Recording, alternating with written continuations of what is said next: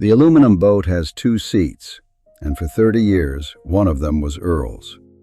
My younger brother and I fished the same cove every Saturday, pushing off the gravel before the sun had fully cleared the pines, our thermoses sweating between us, neither of us saying much because we didn't have to. He took the bow, I took the stern.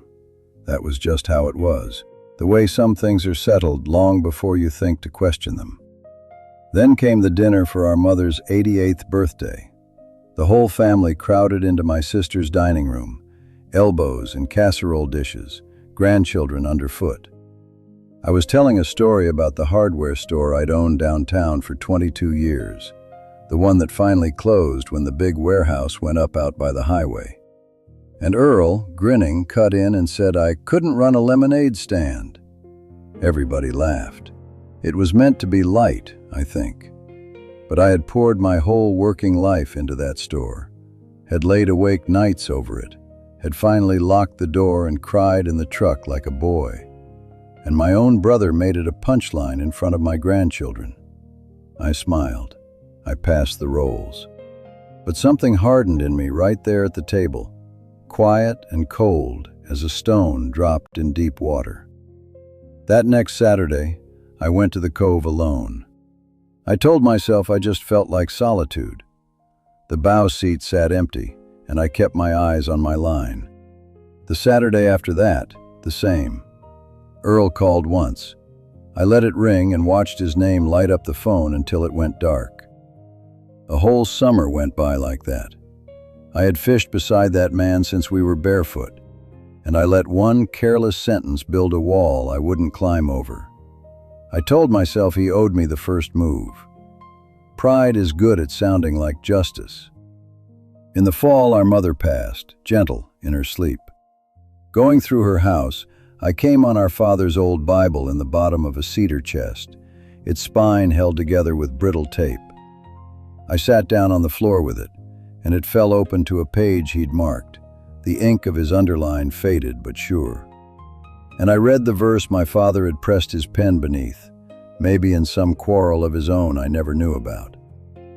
The discretion of a man deferreth his anger, and it is his glory to pass over a transgression. It was Proverbs 19, verse 11. I read it 3 times there on the dusty floor. To pass over a transgression, not to swallow it and stew, not to file it away and keep the account open. To step over it the way you step over a root in the path, and keep walking, and call it glory. Not weakness, not losing, but the very thing that makes a man worth something. I had thought holding the offense made me strong. My father's underline told me it only made me smaller.